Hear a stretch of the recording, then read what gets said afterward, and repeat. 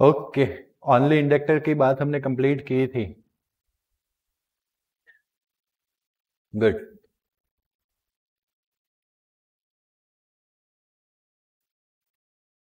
सो 7 question पे ध्यान दीजिएगा। Discuss the power in AC circuit with only inductor, only an inductor. The current reaches to its which value, maximum value later than voltage by 1/4 of period. Okay, क्या बता रहा है कि current उसके maximum value पे जाएगा लेकिन letter than voltage, voltage के बाद। क्योंकि अगर आप इंडक्टर के दो इक्वेशन याद करो जो हमने प्रीवियस कुछ लेक्चर्स में, दो लेक्चर्स में कंप्लीट किए हैं, that is voltage equation is V M sine omega T, and for inductor current I equals to I M sine omega T minus pi by 2. It clearly suggests that current is lagging behind than the voltage by the phase of how much, pi by 2. अगर phase pi by 2 है तो उसके accordingly जो आपका time period है वो कितना set होने वाला है, t/4. ओके, कितना होने वाला है, क्यों, क्योंकि ओमेगा का एक फॉर्मूला आपको याद होगा 2πf, तो 2π/t ओमेगा का फॉर्मूला रेडी होगा आपके पास, है ना। और दैट्स वाई अगर आप इसमें π/2 करना है ना, यस, तो ओमेगा टी इधर ले जाता हूँ मैं मल्टीप्लिकेशन में t, तो यहाँ पे 2π आया, इसको 4 से डिवाइड किया तो इसको भी किससे डिवाइड करना पड़ेगा, 4 से एक्चुअली में। अब चलेगा, चलो, तो 2 से 2 हो गया कि नहीं। अब मैं इस ओमेगा को इधर ले आता हूँ, तो t/4 इक्वल्स टू π/2 अपन क्या हुआ, ओमेगा हुआ, इक्वेशन फॉर्म हुआ कि नहीं, जो हमारा वेल नोन इक्वेशन था ओमेगा इक्वल्स टू 2π, उससे फॉर्म हुआ है। तो आप इसको मेंशन करो तो भी ठीक है, बाकी आप लिख सकते हो 1/4 ऑफ पीरियड, बात खत्म। Got it. यहाँ पे हमें एक और चीज इंफॉर्मेशन ऐड करनी हो तो I M equals to V M upon R for what, pure inductive circuit, yes और नो। तो यहाँ पे क्या आएगा, एक्सएल, क्या आएगा, एक्सएल, एक्सएल इक्वल्स टू, क्यों अलग अलग बोल रहा है बेटा तुम, टी फॉर टाइम होता है, टी कहाँ से आएगा, ओमेगा एल, क्या आएगा, ओमेगा एल। ओके, थोड़ा सा प्रैक्टिस देखो, मेरे ख्याल से मैं जैसा एजप्शंस कर रहा हूँ घर पे नहीं पढ़ा, हाँ बराबर, तो भी तुम्हें इतना याद रह गया, सिर्फ एल का टी हो गया। तुम अगर एक बार पढ़ लो, आज मैं करवाता हूं उसको, एक बार पढ़ लो तो सबका यही हाल है, इसको तो पकड़ लिया क्योंकि वो बोल दिया, कुछ लोग बोले ही नहीं तो पकड़ेंगे ही नहीं। आया समझ में, कितनी मेहनत की नहीं जरूरत है, थोड़ी सी, है ना। और ये चैप्टर बहुत इंपॉर्टेंट है, साथ में किया तो हो गया सर, हर एक चैप्टर में ऐसा बोल जाओ, बट क्या करूं, साइंस है। बट इसमें तो डेंजरस वाला सिंबल, मैं अगर हर एक में बोलता हूं तो इसमें डबल ज्यादा बोल रहा हूं, ऐसा समझ लो। तो ये चैप्टर साथ में हुआ उससे अच्छा कुछ नहीं, है ना। चलो, the instantaneous power supply to the inductor P equals to, अभी अगेन बेटा इंस्टेंटेनियस पावर होता है तो स्मॉल p लिखेंगे, small p equals to I into V, and that is equals to I M sine omega T minus π/2 V M sine omega T. आया समझ में। But आपको पता है साइन ओमेगा टी माइनस π/2 किसके लिए लिखा था, माइनस कॉस ओमेगा टी, तो आ गया माइनस, वापस साइन ओमेगा टी माइनस π/2 का क्या आ गया, कॉस ओमेगा टी, याद है ना हमने आगे लिखा था। तो I M V M cos omega T sine omega T. Is it clear. Okay, mathematics में एक फॉर्मूला है सर, मैथमेटिक्स यस, थोड़ा सा छोटा छोटा याद रखना है, कॉस थीटा के साथ 2 sine theta, 2 sine theta cos theta, अगर ऐसा कुछ आपको दिखने मिले तो आप उसको सिंगल फंक्शन में कन्वर्ट कर सकते हो, that is sine 2 theta. Okay, formula क्या है मैथमेटिक्स में, 2 sine theta cos theta equals to sine 2 theta. तो यहाँ पे मुझे sine theta cos theta multiplication में दिख रहा है, लेकिन कहीं 2 नहीं है, तो मैं इसको 2 से मल्टीप्लाई करता हूँ, 2 से क्या करता हूँ, डिवाइड करता हूँ, तो this I M V M division में 2 बाकी बचा, और this cos omega T sine omega T become sine 2 omega T, तो साइन 2 ओमेगा टी, ठीक है। थीटा जो था यहाँ पे क्या है, ओमेगा टी, उसका डबल। क्लियर ना, कैसे यूज हुआ, क्लियर हुआ। चलो ये याद रखना है हमें। अब मैंने तो ये कौन सा पावर फाइंड किया था, इंस्टेंटेनियस। अब मैं कौन सा पावर फाइंड करूं, एवरेज, तो कैपिटल पी आ जाएगा, आगे सिखाया था एवरेज क्वांटिटी के लिए हम कैपिटल पी लिख देते हैं। L indicates inductor, power for inductive circuit, only inductor circuit, okay, that is average of this quantity minus I M V M sine 2 omega T by 2। तो I M V M minus का क्या हो गया average में plus, but अगर minus के साथ रखो कोई इश्यू नहीं है। एवरेज सिर्फ किसको लगेगा? ओके, साइन 2 ओमेगा 2 का एवरेज क्या होता है? नहीं, zero. Answer is zero. Square वाले का 1/2, ये विथआउट स्क्वायर वाला है। साइन एंड कॉस ओनली हो विथआउट स्क्वायर तो एवरेज क्या हो जाता है? जीरो। जितनी पॉजिटिव वैल्यू मिलेगी उतनी ही नेगेटिव, बट अगर स्क्वायर वाला होता तो हम 1/2 डेफिनेटली लिखते। Since the average of sine 2 omega T, sine 2 omega T जो है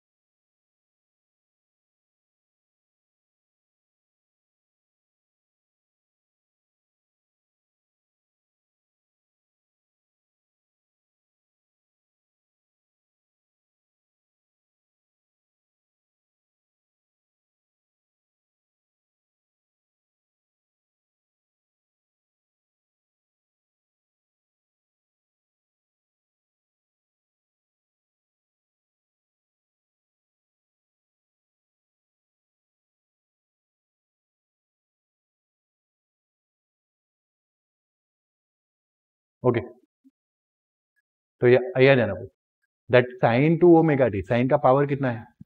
1। जब सिंगल पावर होता है ना तो एवरेज जीरो हो जाता है। क्या हो जाता है? जीरो। कल सिखाया था मैंने आपको, है ना? तो आगे चाहे कुछ भी हो एवरेज कितना है? तो समथिंग इनटू जीरो, है ना? ऐसे डायरेक्ट जीरो नहीं। देखो इन लोगों ने क्या किया, ए लिखा फिर ए लिखा फिर इसको जीरो बता दिया। That is not like this. Okay, आपको क्या करना पड़ेगा, उसको मल्टीप्लिकेशन में रखना पड़ेगा and then equals to zero.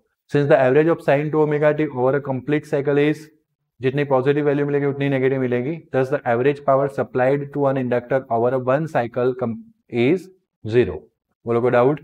But अब इस जीरो को हमें एक्सप्लेन भी करना है। 2 मार्क्स में पूछे तो इतनी थ्योरी हो गई। ओके, बट 3 या 4 मार्क्स में पूछे तो we have to explain through this diagram. Diagram के थ्रू हमें क्या करना है? एक्सप्लेन करना है इसको। ओके, तो देखो मैं इसको है ना थोड़ा बुक से करवाता हूँ। वैसे बुक में और इसमें कोई फर्क नहीं है, सेम टू सेम ही है, लेकिन फिर भी मुझे बुक में थोड़ा अच्छा लगता है तो मैं बुक की पीडीएफ में से करवा देता हूँ ये थ्योरी।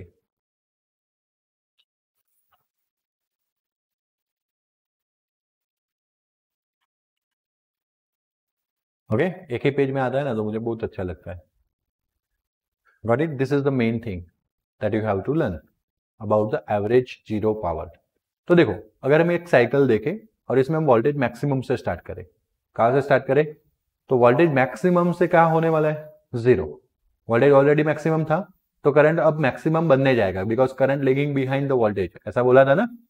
तो करंट, हाँ, पाई बाई 1/4 साइकिल या तो फिर पाई by 2 in a face, yes और नो। तो करंट वाला ये डार्क लाइन है, दिख रहा है ब्लैक कलर का। तो देखो जैसे वोल्टेज मैक्सिमम टू जीरो हुआ, current starting from the zero to maximum value up to 1, yes or no? So this is 0 1 cycle. Now you can see both are above this horizontal axis. Both are above this horizontal axis and that's why both are positive. Yes or no? If both are positive then plus into plus, plus into plus क्या होगा?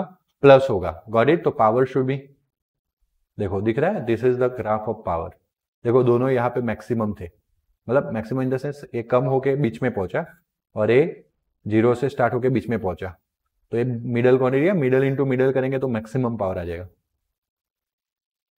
Suppose 0 से लेके 10 की range है और 0 से लेके 8 की रेंज है, तो 0 से 8 के बीच में कौन आएगा?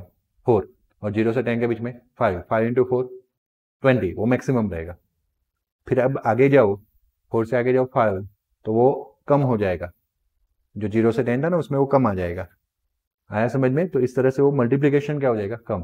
तो इसलिए आपको ये समझ में आया कि इस पॉइंट पे मैक्सिमम पावर मिलेगा। इतना ज़्यादा बारीकाई से कोई देखने वाला नहीं, बट मैं आपको बता दे रहा हूँ फिगर को।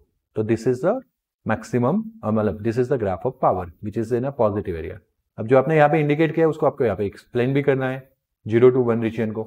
Current I through coil entering at the which point, A point. हमने यहाँ पे कॉइल भी ली है, हमने बताया कि इस कॉइल में ए पॉइंट से करंट एंटर हो रहा है और कहाँ से निकल रहा है, बी। तो अकॉर्डिंग टू द लो, आपको पता है ना, हमने लो पढ़ा था, राइट हैंड रूल। जिस डायरेक्शन में करंट जाता है उस डायरेक्शन में हमें अपने फिंगर्स को कर्ल करना है, फिर बाहर निकल के डायरेक्शन में आपको क्या मिलेगा, थंब के डायरेक्शन में फील्ड लाइन। कौन सी field line, magnetic field line, yes और नो। तो this is the field line, क्योंकि ये सोलेनॉइड है, इंडक्टर मतलब व्हाट, सोलेनॉइड। तो सोलेनॉइड कैसे काम करेगा, as a magnetic field source, है ना। तो ये मैग्नेटिक फील्ड लाइन्स हो गई, तो यहाँ से लेके कहाँ जाएगी, इधर। क्योंकि अगर आप यहाँ पे अपने फिंगर्स को ऊपर की ओर कर्ल करोगे तो आपका थंब राइट हैंड का इधर रहेगा। आया समझ में, है ना। तो ये दो एरो गलत है, देखो पकड़ लिए, दोनों यहाँ से नॉर्थ में से बाहर निकलेंगे और कहाँ पे एंटर होगी, साउथ। ये भी गलत है, वहां पे एंटर होगा, है ना। ऊपर वाली एंटर हो रही है तो ऐसा नहीं कि दो लौटी है जो बाहर निकलेगी, सब अंदर ही जाती है। देखो ये घूम के कहाँ जाएगा, अंदर ही जाएगा। बात क्लियर हो रही है, अब तो ना कोई डाउट है, ओके। तो increase from when current I through the coil entering the A point and increase from 0 to maximum. हमने देखा था 0 टू मैक्सिमम, तो 0 टू मैक्सिमम। अब आपको पता है सोलेनॉइड के अंदर फ्लक्स का फॉर्मूला, फ्लक्स फाई का फॉर्मूला क्या होता है। मैं जस्ट फॉर्मूला आपको अंडरस्टैंडिंग करवाने के लिए गाइड कर रहा हूँ, इस थ्योरी में कहीं ऐड नहीं करने हैं, but flux phi inside the solenoid, वो तो क्या था, सिग्मा था, क्यू अपन एप्सिलॉन 0। नहीं, वो इलेक्ट्रिक फील्ड था, वो भी कैपेसिटर के दो प्लेट के बीच में, वो भी क्यू अपन एप्सिलॉन 0 तो कोई फॉर्मूला ही नहीं है, that is sigma upon epsilon 0। और क्यू अपन एप्सिलॉन 0 फ्लक्स है, लेकिन वो गाउस लॉ था। मैं कितना सोचा उसके क्यू अपन एप्सिलॉन 0 पे, क्योंकि उसका सही है फ्लक्स यानी क्यू अपन एप्सिलॉन 0, बट वो तो इलेक्ट्रिक फील्ड के लिए बात आ रहा था, इलेक्ट्रिक फ्लक्स गाउस लॉ में, charge enclosed by any Gaussian surface is Q, then flux is Q by epsilon 0। वाह, तो वो कहा था इलेक्ट्रिक में। अभी हम किसकी बात कर रहे हैं, मैग्नेटिक फील्ड। हाँ, अब तुम ये बोल रहे हो उसमें ई क्या है, हाँ मतलब बी है, गुड। बा कॉस थीटा या बी है, क्लियर। कॉस थीटा 0 मान, मतलब कॉस 0 मान लेते हैं, कॉस 0 1, ओके। बा, तो बा का फॉर्मूला बोलिए, मतलब बी का फॉर्मूला बोलिए। बी यानी magnetic field, magnetic field for solenoid, R square बोल दे। सोलेनॉइड का magnetic field B,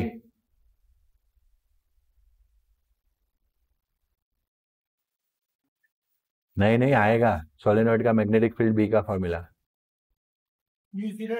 very good, mu 0 N I. वाह, जबरदस्त, शानदार, जोरदार, ओके।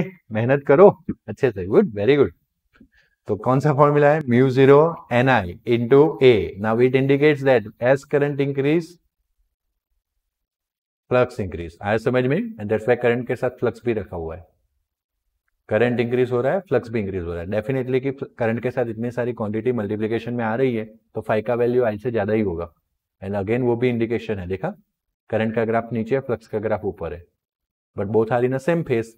करंट जैसे इंक्रीज होगा वैसे ही क्या इंक्रीज होगा, फ्लक्स। तो दिख रहा है dotted line for the flux, सुना समझा, पक्का, ओके। आगे फ्लक्स लाइन्स आर सेटअप, मतलब धीरे धीरे 1 लाइन 2 लाइन 3 लाइन 5 लाइन ऐसे वैसे मैक्सिमम बता दिया है, मैक्सिमम लाइन सेटअप कर दिया, मतलब ये मैक्सिमम करंट के लिए फिगर है, किसके लिए है, मैक्सिमम। बोलो कोई doubt, okay. The cores get magnetize, जैसे जैसे करंट इंक्रीज हो रहा है फ्लक्स लाइन सेटअप हो रहा है, फ्लक्स लाइन सेटअप हो रहा है मतलब कि जो कोर है उसके अंदर जो हमने देखो, अगर कोई कोर पार्ट्स लिया है तो वो ठीक है, बाकी वो मैग्नेटाइजेशन क्रिएट हुआ है, ऐसा हम बोल सकते हैं।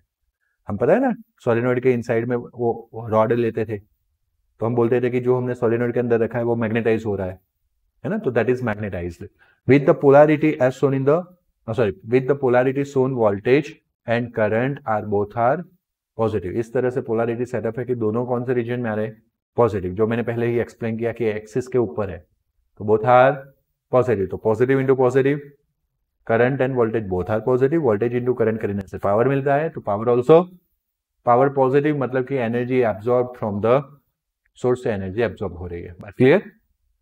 अब आप यहाँ पे सेकेंड साइकिल पे देखिए 1 से लेके 2, तो करंट मैक्सिमम में था, कहां तक जाएगा, 0, फ्लक्स उसके अकॉर्डिंगली वेरी होगा, बट यहाँ पे वोल्टेज 0 पे आया था, अब कहाँ जाएगा, दूसरी साइड पे मिनिमम की ओर जाएगा। आया समझ में? तो voltage negative, current, voltage into current, अगर वोल्टेज नेगेटिव करंट पॉजिटिव तो वोल्टेज इंटू करंट नेगेटिव, एक प्लस दूसरा माइनस, क्या आंसर आएगा, negative. That's why power negative दिख रहा है, यस और नो, बस एक्सप्लेन करो। ओके, थोड़ा फिगर में भी ध्यान देंगे। अब करंट जो है वो मैक्सिमम से कहाँ आ रहा है, 0, मतलब फ्लक्स क्या हो रहा है, डिक्रीज हो रहा है। तो फील्ड लाइन सेटअप हुई थी वो क्या होने लगेगी, कम होने लगेगी। तो ये कम हो रही है ना। अगेन एरो में देखो, यहाँ पे एरो सही है, बाहर निकल रहा है और अंदर जा रहा है, बराबर। स्टिल करंट ए में से ही जा रहा है और कहाँ से बाहर निकल रहा है, बी में से। लेकिन धीरे धीरे धीरे धीरे करंट क्या हो रहा है, कम हो रहा है ए टू बी की डायरेक्शन में, क्योंकि करंट अब उल्टा सेटअप हो रहा है, बी टू ए, इसलिए ए टू बी की डायरेक्शन में क्या हो रहा है, कम हो रहा है। Okay, so still current in the coil is positive, but current going to be decreasing, the core gets demagnetized and the flux become 0 at the end of half cycle। पूरी साइकिल को 4 पार्ट्स में divide किया है, 0 to 2 पहुंचे, मतलब कि half cycle. Okay, and the voltage V negative, since di by dt is, voltage V negative कैसे आया, तो voltage V across the inductor two end, तो V equals to Li di by dt था, di minus Li di by dt, minus को भी छोड़ देते, di by dt negative है, तो उस तरह से मैग्नीट्यूड वोल्टेज का नेगेटिव हो रहा है, ऐसा मानेंगे। आया समझ में? The product of voltage and current is negative, क्योंकि करंट पॉजिटिव है लेकिन वोल्टेज नेगेटिव में जा रहा है, वो प्लस माइनस माइनस हो जाएगा। एंड दैट्स व्हाई अगर पावर पॉजिटिव होता तो एनर्जी एब्जॉर्ब मानते, बट यहाँ पे पावर क्या हो रहा है, नेगेटिव, मतलब energy is being return to the source. जो सोर्स से एनर्जी ली थी आगे के फोर्थ पार्ट ऑफ साइकिल में, वो इस फोर्थ पार्ट में क्या मिली, रिटर्न मिली, वापस मिल गई। क्लियर? आगे बस इसको आगे बढ़ाना है, ये मिनिमा टू 0 आ गया, अब ये 0 टू कहाँ जाएगा, minima, both are negative, power is, फिर ये 0 टू मैक्सिमम वोल्टेज, और current minima to 0, current negative, voltage power, मतलब कि absorb energy release energy, absorb energy release energy, absorb energy, and that's why total energy is, मतलब total power 0। आया समझ में? तो वापस एब्जॉर्प्शन स्टार्ट होगा, लेकिन फॉर दिस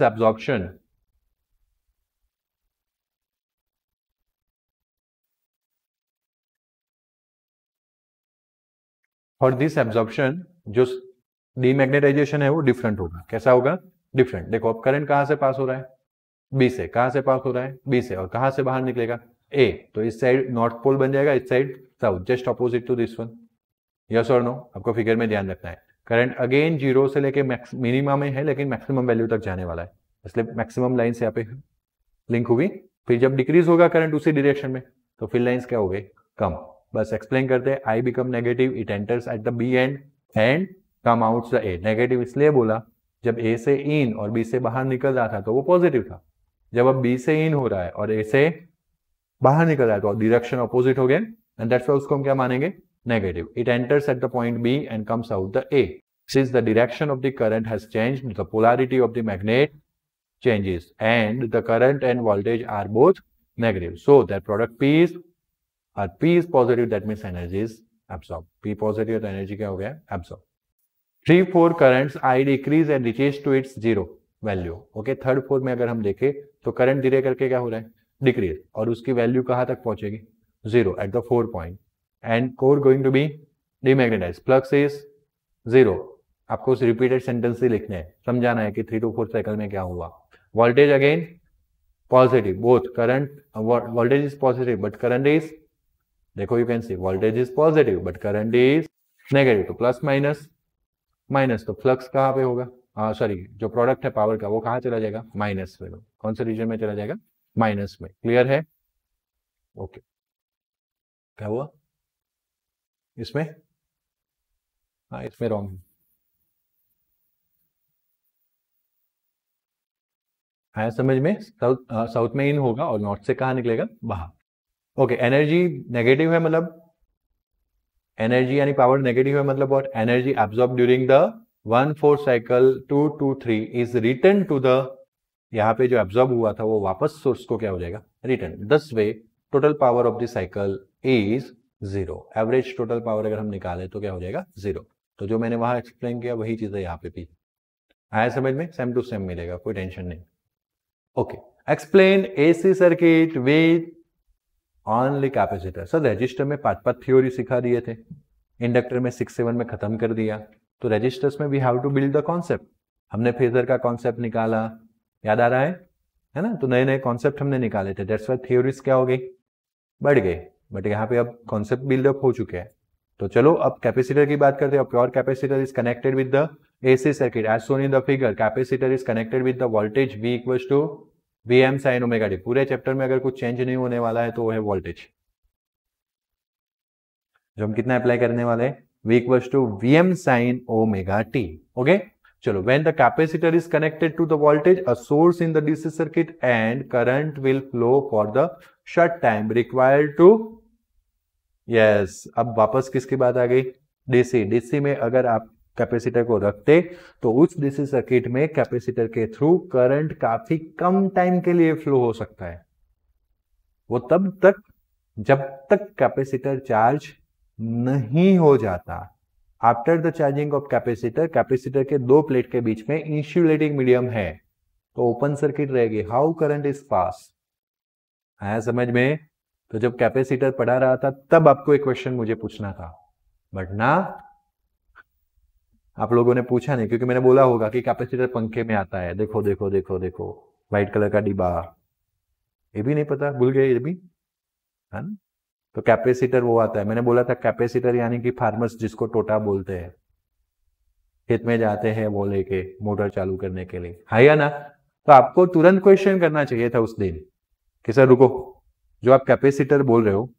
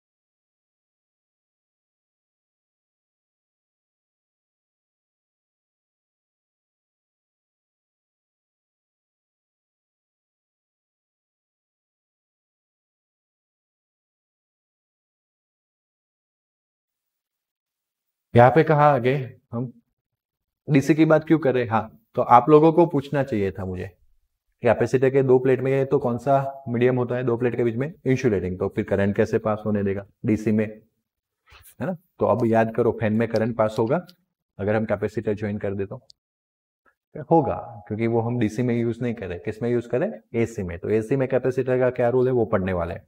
बाकी डीसी में अगर आपने एक बार बैटरी के साथ कैपेसिटर को ज्वाइन किया, बैटरी उसको चार्ज करके छोड़ देगा, उसके बाद कोई करंट पास होने वाला नहीं है। आया समझ में? चलो गुड।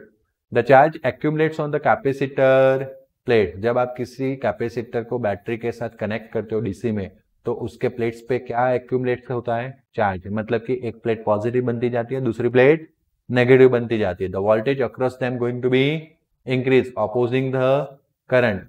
उसमें जो वोल्टेज सेटअप बन रहा है, दो कैपेसिटर की प्लेट के बीच में जो वोल्टेज सेटअप होने वाला है, वो धीरे धीरे करके करंट जो इंक्रीज हो रहा है उसको क्या करेगा, अपोज करेगा, उसका डिक्रीज भी करेगा, मैक्सिमम करंट तक जाने के बाद डिक्रीज भी करेगा, और फिर धीरे धीरे करंट क्या हो जाएगा, जीरो। जब तक वो स्टार्ट होता है ना, actually when you join the capacitor to the DC battery circuit with the DC battery, तुरंत करंट मैक्सिमम ही होगा। फिर धीरे धीरे करके जैसा कैपेसिटर के ऊपर चार्ज बढ़ते जाता है, वो करंट मैक्सिमम वैल्यू से कहाँ आएगा, जीरो वैल्यू तक। ऐसा नहीं कि जीरो से maximum then maximum to zero. जैसे जिस इंस्टेंट पे आपने ज्वाइन किया ना, उस वक्त ही करंट कैसा पास होगा, मैक्सिमम, एंड देन धीरे करके किस पे आएगा, जीरो पे। When capacitor is fully charge the current in the circuit falls to zero. ये सब डीसी की बात हो रही है, अभी तक हमने एसी को इंट्रोड्यूस नहीं किया। When the capacitor is connected to the AC circuit, अब बात करते हैं AC source. It limits or regulates the current, but does not completely prevent the flow of charge. क्यों? क्योंकि AC में पता है plus minus plus minus plus minus plus minus change होता रहेगा, तो करंट भी उस तरह से चेंज होता रहेगा, डिस्को होता रहेगा। जैसे भी आपने सोलेनॉइड में दो एंड देखे थे, north pole and south pole, change होते रहते थे, यस और नो।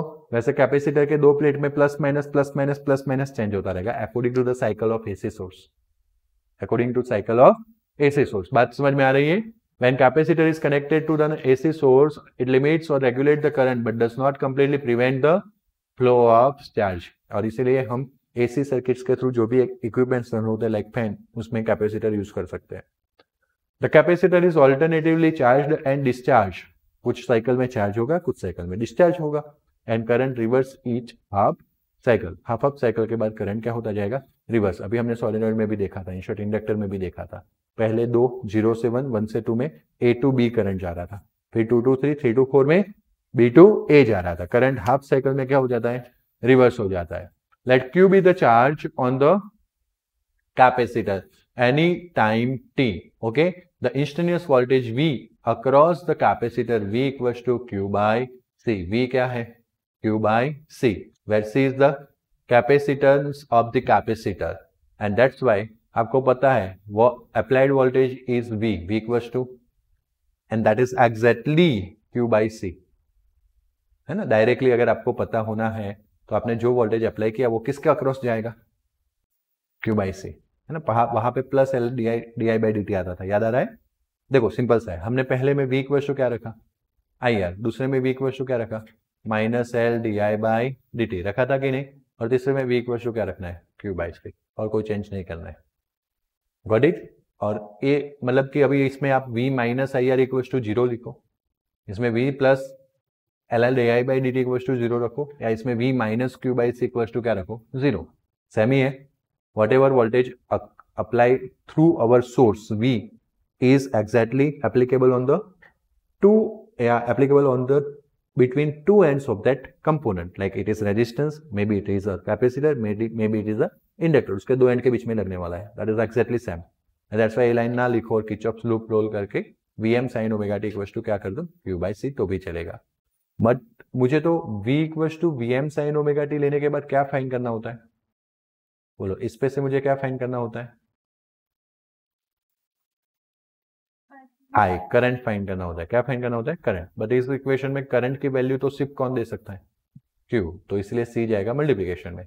C कैपिटल हो सकता है लेकिन V नहीं, पता है ना, तो ये आपका ऐसा लिखना रहेगा, C Vm sin omega t। आया समझ में? That is equals to Q। तो करंट Q में से कैसे मिलेगा, I स्मॉल, करंट यहाँ पे AC है इसीलिए small, I equals to dq by dt। जो Q इक्वल्स टू तुम IT बोले, तुम IT बोले ना, मैंने सुना, तो Q equals to IT formula है, तो I equals to Q by T। But आपको पता है वेरिएबल चार्ज हो तो dq बाई dt भी लगाते थे, थर्ड चैप्टर में ही बताया हुआ है। तो I equals to dq by dt, तो I equals to d by dt, Q का वैल्यू क्या है, VMC sin ओमेगा t, है कि नहीं? Okay, now Vm into C जो है वो कहाँ आ जाएगा, आउटसाइड द डेरिवेशन। तो d बाई dt किसको लगेगा, साइन ओमेगा टी का डेरिवेशन है, इंटीग्रेशन नहीं है। ओके, आगे साइन ओमेगा टी का डेरिवेशन आया था तो माइनस आया, क्या आया था, minus cos omega T. But यहाँ पे मिस्टेक, आगे इंटीग्रेशन आया था तो माइनस कॉस ओमेगा टी आया था, बट यहाँ पे डेरिवेशन या डिफरेंशिएशन है, d बाई dt है तो क्या आएगा, प्लस। तो साइन ओमेगा टी का कॉस ओमेगा टी हुआ।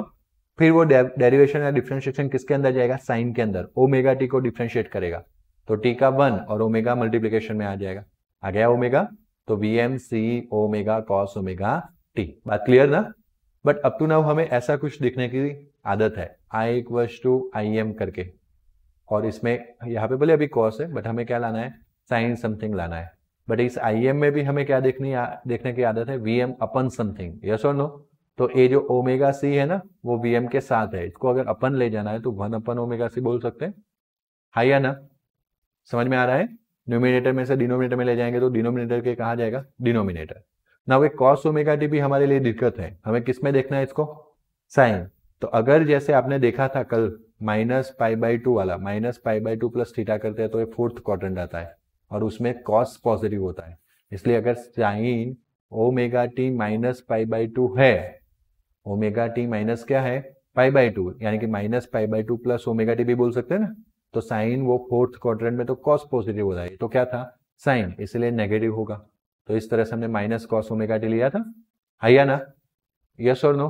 बट आज तो मुझे कॉस कैसा लेना है, पॉजिटिव, कॉस क्या लाना है, पॉजिटिव। तो यहाँ पे जो एंगल होता है वो कौन सा होता है, π/2 प्लस थीटा करो तो कौन सा quadrant, second quadrant, all S T C, जिसमें साइन क्या, पॉजिटिव है ना। इसलिए अगर मैं साइन ओमेगा टी प्लस क्या कर दूं, इसको ही मैं π/2 प्लस ओमेगा टी बोल सकता हूँ।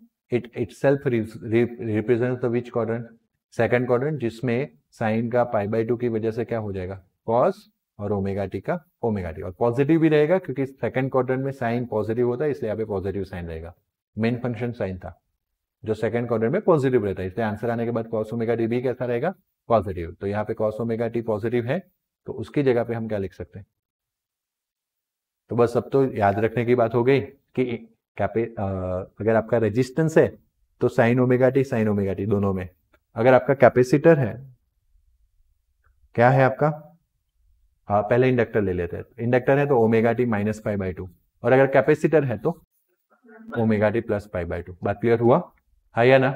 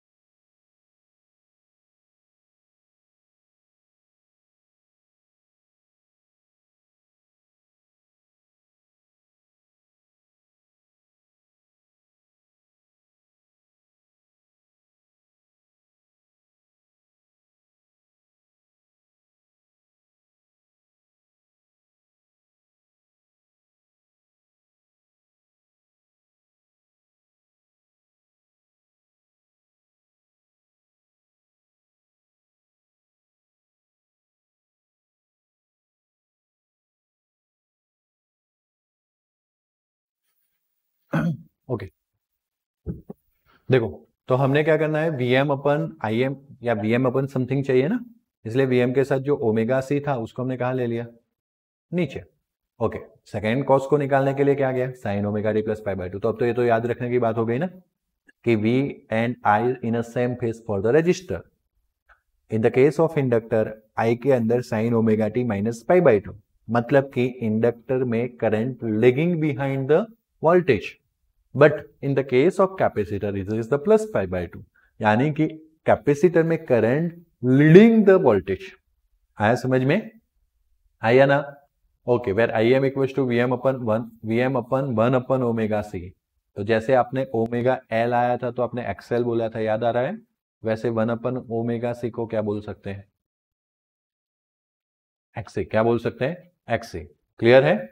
ओके, जैसे I am comparing to this equation with I M equal to V M upon R, जो प्योर रजिस्टर में पड़ा था, जो आर जो था वो कंट्रोल द करंट्स कर रहा था, यस और नो?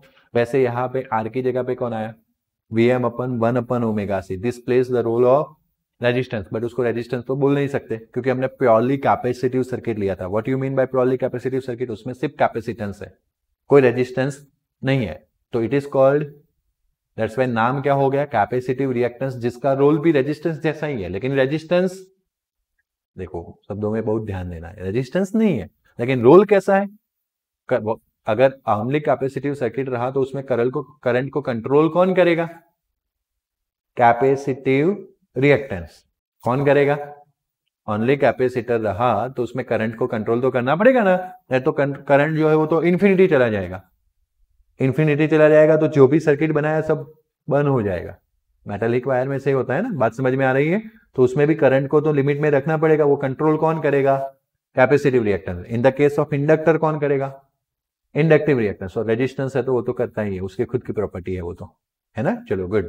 तो एक्स इक्वल टू क्या मिल गया आपको, one upon omega C, and that's why I M equal to V M upon X C. ऐसा unit of the capacitive reactance क्या है, ओम। कैपेसिटिव रिएक्टेंस रेजिस्टेंस जैसा ही काम करता है, इसलिए ऐसा यूनिट में कोई चेंज होने वाला नहीं है, that is what, Om.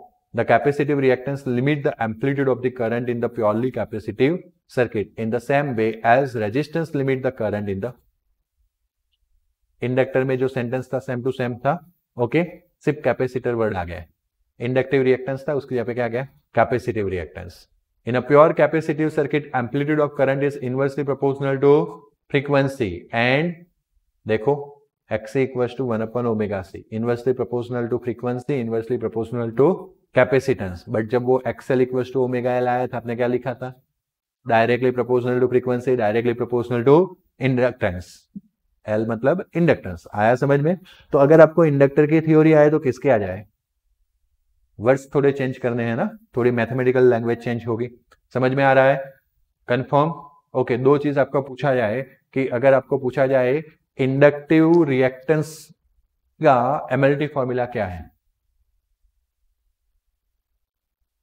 Inductive reactance का एमएलटी फॉर्मूला, तो आप कैसे निकालोगे या किसका फॉर्मूला निकालोगे MLT,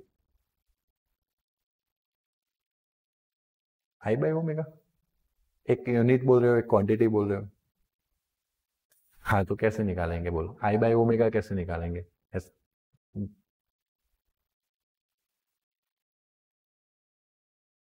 L XL equal to होता है, बट एक्सएल का कहाँ पता है, उसी का तो पूछ रहा हूं। आई बाय ओमेगा कैसे आएगा, एक्सएल का फॉर्मूला क्या है बता, एक्सएल का। ओके, तुम वी बोलो, आई बोल रहे हो तुम, चलो तुम वो बोल रहे हो कि yes I M equals to V M upon X L, इससे निकालेंगे ऐसा बोलो, तो एक्सएल जाएगा V M upon I. In short resistance का जैसे निकालते वैसे निकालेंगे, क्योंकि यूनिट तो रेजिस्टेंस का ही है ना, तो डायमेंशन भी किसके आएंगे, रेजिस्टेंस के। तो रेजिस्टेंस में वी इक्वल्स टू क्या यूज करते थे, आई आर, तो आर इक्वल्स टू वी अपन आई। जैसे यहाँ पे भी वी अपन आई सेट होगा, देखो एक्सएल ऊपर ले जाओगे आई नीचे आ जाएगा, बट वी का कैसे निकालेंगे,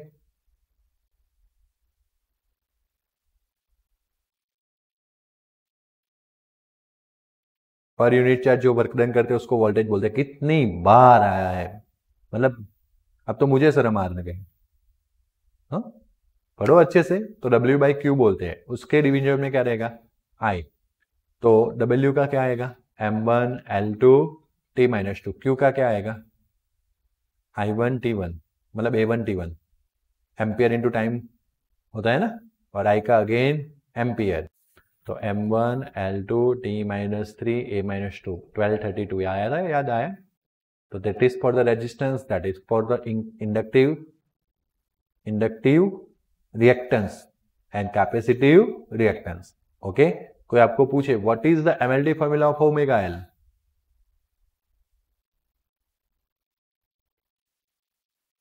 वेरी गुड, क्वेश्चन अच्छे से सुन लो तो फटाफट से आंसर मिल जाए। मैंने क्या बोला, what is MLT formula of omega L? Omega L क्या है? एक्सएल। एक्सएल क्या है नाम में? इंडक्टिव रिएक्टेंस, जो सेमी रहेगा ना रेजिस्टेंस जैसा। ओके, तो what is MLT formula of omega C? किसको आएगा? बोल ही जाना है, जिसको आए उसको फटाफट स्टार्ट कर देना है बोलना।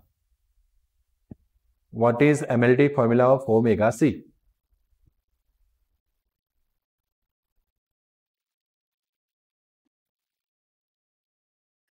मुझे एमएलटी फॉर्मूला चाहिए सीधा, है ही बोर्ड पे स्क्रीन पे, बोल ही सकते हो, कुछ है नहीं ज्यादा। ओके, सेम है तो बोल सकते हो ना, बोलो ना, मैं बोलने के m1 l2, इसके अलावा किसी का आंसर है? क्योंकि ये तो नहीं है। निखिल बोल, चल जोर लगा, जहां तक रुका है वहां से आगे जा, सही है, कॉन्फिडेंस मत घुमा, तू जो बोलना चाहता है वो सही है। क्यों गलत बोला मैंने? आप 1/ओमेगा सी को रिएक्टेंस बोलते हो, ओमेगा सी को कहां बोलते हो? एक्सी का फॉर्मूला क्या है? 1/ओमेगा सी, तो 1/ओमेगा सी का एमएलटी फॉर्मूला रिएक्टेंस जैसा यानी कि रेजिस्टेंस जैसा होगा। मैंने क्या पूछा? ओमेगा सी, तो हाँ बोल, सही है, उल्टा हो जाता है, m-1 l-2 t3 a2। अब देखो, मैंने तो सीखा है, मेरा रोल कंप्लीट किया। मेरा रोल क्या था? ऐसे क्वेश्चंस आते हैं आपको गाइड करना, एमएलटी फॉर्मूला वाले एमसीक्यूज में कैसे करना है, कैसे पहुंचना है, मैं हर एक क्वांटिटी में सिखा हूं। आप अपना रोल कंप्लीट रखना, क्योंकि अल्टीमेटली अगर वी का फॉर्मूला W/Q से आता है, नहीं याद रहा तो मर गए। Got it? समझ में आया? Okay, the capacitive reactance limits the, वो हो गया sorry, in the pure capacitive circuit amplitude of the current is inversely proportional to frequency and, okay, capacity, not XC, XC की बात नहीं हो रही है, एम्पलीट्यूड ऑफ करंट, क्योंकि एम्पलीट्यूड ऑफ करंट में, बट ये मतलब गलत है, कैसे बोल दिया? Amplitude of current how inversely proportional? अगर आप थोड़ा अच्छे से देखो, सोचो, समझो तो डायरेक्टली प्रोपोर्शनलिटी में आता है, Vm डिवाइड बाई 1/ओमेगा सी, तो ये ओमेगा सी कहाँ जाएगा? तो इनका एम्पलीट्यूड ऑफ करंट की जगह पे कहने का मतलब क्या होना चाहिए? Capacitive reactance is inversely proportional to frequency and capacitance. बाकी अगर करंट पूछे तो इनवर्सली नहीं है, करंट तो ये तो ऊपर चला जाएगा, तो डायरेक्टली प्रोपोर्शनलिटी है, मैग्नीट्यूड ऑफ करंट या amplitude of current directly proportionality with the omega with the C. Okay, but XC equals to क्या फॉर्मूला होता है? 1/ओमेगा सी। तो कैपेसिटिव रिएक्टेंस जो है वो इनवर्सली प्रोपोर्शनलिटी होता है। एक्चुअली में बोलना तो यही था। ओके, तो एक प्रिंटिंग मिस्टेक यहां पे है जो मैंने आपको ढूंढ के निकाली।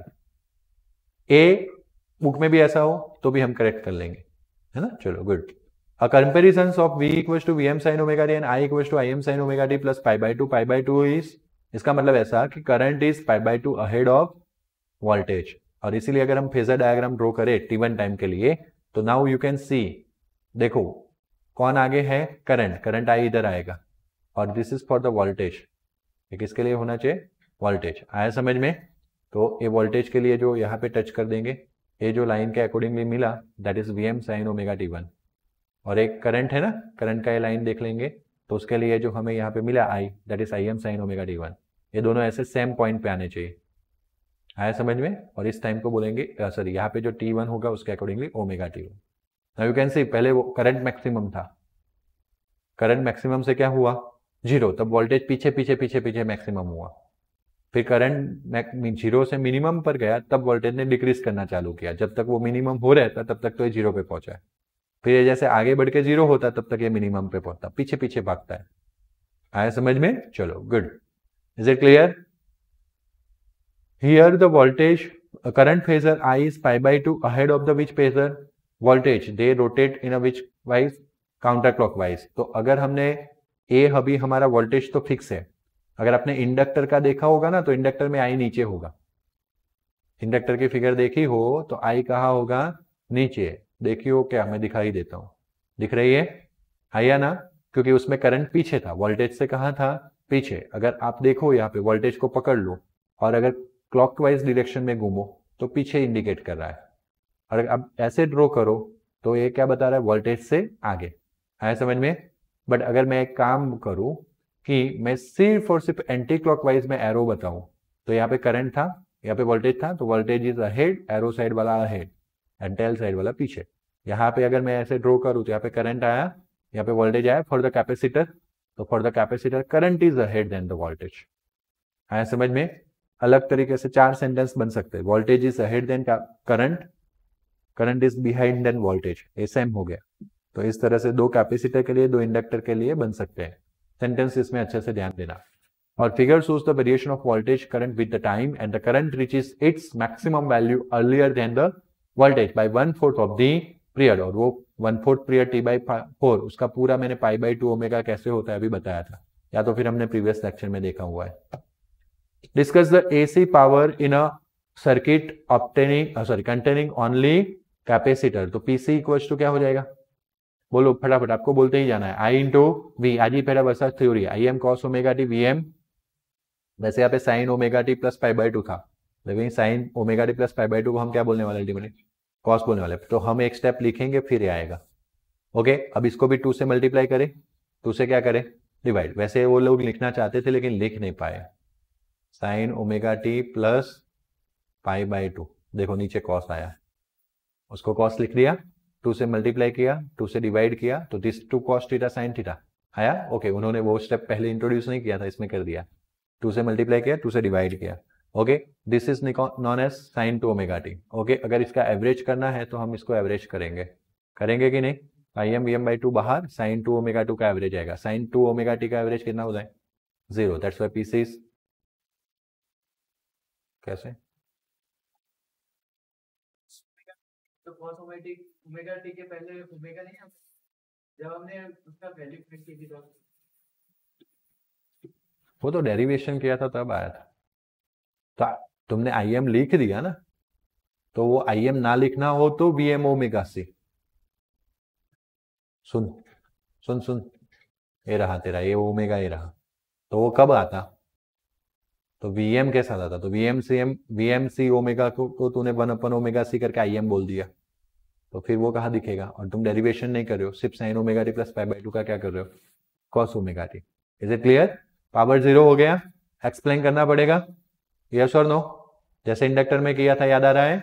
तो वापस मैं वो थ्योरी के लिए कहाँ चला जाता हूँ? टेक्स्ट बुक में. आप वहीं से भी कर सकते हो. तो ये मेरा कैपेसिटर का प्लेट, करंट फ्लो रहा है ऐसे, ए पॉजिटिव बी नेगेटिव. तो current I flow from the flows as shown in the figure and from maximum to which point? देखो करंट आपका मैक्सिमम टू कहाँ जा रहा है? 0 जा रहा है. वोल्टेज पीछे 0 टू क्या हो रहा है? Maximum. Both are in positive side,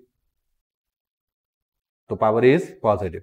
but यहाँ पे करंट के साथ चार्ज पे ध्यान रखना है, क्योंकि कैपेसिटर में करंट ही पास नहीं होता है, चार्ज होता है. मेन क्या होता है? इंडक्टर में करंट पास होता है, वैसे फ्लक्स होता है. तो वहां पे फ्लक्स का ग्राफ था करंट के साथ, यहाँ पे किसका ग्राफ होगा? चार्ज के साथ. लेकिन चार्ज जो है यहाँ पे वोल्टेज के साथ वेरी होता है, क्योंकि करंट तो कैपेसिटर में है ही नहीं. करंट है वो एक्सटर्नल सर्किट का है. बात समझ में आया? तो वोल्टेज के साथ यहाँ पे चार्ज मैच होगा. जो हमने प्रीवियस थ्योरी पढ़ी थी उसमें करंट के साथ फ्लक्स मैच होता था. दोनों फिगर सेम टू सेम लगेंगे, बट यहाँ पे फ्लक्स था, यहाँ पे करंट था, अगर थोड़ा सा याद करो तो. और ये वोल्टेज था. अब वहां पे जो वोल्टेज था इसको हमें, वही फिगर है, वो जो वोल्टेज था इसको हम क्या बोल रहे हैं? करंट. ये मैं आपको लॉजिकल नहीं सिखा रहा हूँ, एक्सपीरियंस नहीं दे रहा हूँ, मैं आपको सिखा रहा हूँ कि हम हमारे एक्सपीरियंस से क्या मैच कर सकते हैं. फिगर्स वही के वही चिपकानी है. ओके. फिर यहाँ पे जो फ्लक्स था उसके यहाँ पे क्या गया? वोल्टेज. और चार्ज उससे कम रहेगा थोड़ा सा. Is it clear? एक्सप्लेन करते जाओ. करंट 0 से 1 वैल्यू पे आया, मतलब 0 मैक्सिमम से 0 वैल्यू पे आया. Plate A is charged with positive polarity and while negative charge Q is build up on B. देखो A पे पॉजिटिव, B पे नेगेटिव आया. फिगर को भी एक्सप्लेन करना है आपको. कौन से?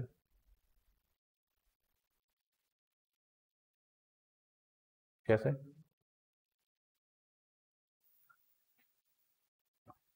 ओके, वो सही क्वेश्चन है तेरा। चल, करंट ऐसे जा रहा है ना, ए प्लस इसलिए बना क्योंकि इसके इलेक्ट्रॉन सारे इधर से इधर भाग गए। क्या? अभी रुक, अभी रुक, अभी रुक तो सही, पहले इसको तो समझ ले। मैं बोल रहा हूँ जब बैटरी के साथ ज्वाइन किया तो इस ए प्लेट के जो इलेक्ट्रॉन्स है वो भाग गए किसकी ओर? बी की ओर जाके कलेक्ट हो गए, तो बी बिकम ए बिकम किसके इलेक्ट्रॉन भागे थे? ए के, तो ए बिकम पॉजिटिव। 2 बार पूछा, तो ए टू बी किसका डायरेक्शन है? इलेक्ट्रॉन का। तो करंट का डायरेक्शन कैसा होता है? हाँ, अपोजिट टू द इलेक्ट्रॉन। अभी करंट का डायरेक्शन सेटिस्फाई कर रहा है, अभी इतना ही सोच। बात क्लियर? जब बाजू में आऊंगा तब बताऊंगा। ओके, तो that B is reaches to the maximum value, negative charge वहां पे बी पे मैक्सिमम आएगा, ए पे पॉजिटिव चार्ज मैक्सिमम हो जाएगा। बात क्लियर हो रही है? Okay, current and voltage both are positive, that's why power is positive. Power positive, that means absorb the energy from the source during this quarter cycle as the capacitor is charged. Is it clear? Okay, जितने भी electron जाने थे पहुंच गए भाई। अब electron कहाँ जाना चालू कर रहे? वापस जाना चालू कर रहे हैं, तो करंट उल्टा हो गया कि नहीं हुआ? हुआ कि नहीं हुआ? बट इलेक्ट्रॉन एक साथ तो जाएंगे नहीं ना, धीरे करके धीरे करके धीरे करके जाएंगे। तो मैक्सिमम जो नेगेटिव मैक्सिमम पॉजिटिव चार्ज था वो धीरे धीरे करके क्या हो रहा है? कम हो रहा है, ऐसा इंडिकेशन है। Is it clear? Okay, second figure में करंट रिवर्स हो गया, इसकी डायरेक्शन रिवर्स हो गई। देखो यहाँ पे यू कैन सी करंट नीचे की ओर चला गया, रिवर्स डायरेक्शन हो गई। ओके, और धीरे धीरे चार्ज भी कम हो रहा है, मतलब वोल्टेज भी कम हो गया। ओके, वोल्टेज भी क्या हो रहा है? कम, मतलब कि पॉजिटिव से क्या हो रहा है? डिक्रीज होकर 0 आ रहा है मैक्सिमम से। Is it clear? But it is still positive. कैसा है? But it is still negative. तो मतलब ये नेगेटिव हो गया, स्टिल नहीं है बट नेगेटिव हो गया। तो पॉजिटिव नेगेटिव का मल्टीप्लीकेशन बस एक्सप्लेन करते जाओ। The accumulation of the charge is depleted, जो चार्ज यहाँ पे एक्यूमुलेट हुआ था वो धीरे धीरे कम होगा। And capacitor is discharged during the quarter cycle. The voltage gets rubbed with, get reduced, but still positive. The current is, that product is negative. Energy is absorbed during this 1/4 cycle. आगे वो क्या हो जाएगा? Return during this quarter. आया समझ में? आया ना? अब धीरे धीरे करके इसके इलेक्ट्रॉन इधर भागेंगे क्योंकि इसकी पोलैरिटी चेंज हो गई होगी, सोर्स की पोलैरिटी चेंज हो गई होगी, एंड दैट्स व्हाई वो फोर्स प्रोवाइड कर रहा है इस इलेक्ट्रॉन को कि भागो इधर। तो ए पे पहले थोड़ा सा पॉजिटिव चार्ज आएगा, थोड़ा इस पे नेगेटिव, फिर धीरे करके फुल्ली पॉजिटिव हो जाएगी, फुल्ली नेगेटिव, फिर रिवर्स होगा। आया समझ में? तो यहाँ पे again current I flows from A to B, capacitor is charged to reverse polarity, plate B become positive, A become negative, both the current and voltage are this figure, third portion. Current भी negative, voltage भी, this is voltage, voltage भी negative, current भी negative, तो power is positive, मतलब energy is during this 1/4 cycle. आया समझ में? यहाँ पे वापस रिवर्स हो जाएगा, मैक्सिमम चार्ज हो जाएगा, फिर उसके बाद रिवर्स होना स्टार्ट होगा। तो current I is reverse its direction, but अभी के लिए तो ए 0 पे पहुंचा था, एंड देन रिवर्स करके करंट कहाँ? यस भाई, रिवर्स करके वो कहाँ जाएगा? मैक्सिमम तक जाएगा। वोल्टेज जो था वो मिनिमम पे था, वहां से वो 0 पे जा रहा है, लेकिन ये नेगेटिव में है, वो कौन सा पे? Positive negative negative. तो accumulation of the charge is depleted and magnitude of voltage going to be reduced. Vc become 0 at the 4 point when the capacitor is fully discharged. Power is, क्योंकि एक positive था दूसरा negative था, energy क्या होगा? मतलब energy जो यहाँ पे एब्जॉर्ब हुआ था वो क्या होगा? रिटर्न। प्लस होता है तो एब्जॉर्ब, माइनस होता है तो return. Is it clear? Okay, तो आज याद तक रखता हूँ, कल हम जितना भी पढ़े इस चैप्टर में कल पूरा याद करना पड़ेगा, क्योंकि कल तीनों साथ में आ रहे हैं। आया समझ में? Okay then see you in next lecture. Good bye, take care, thank you.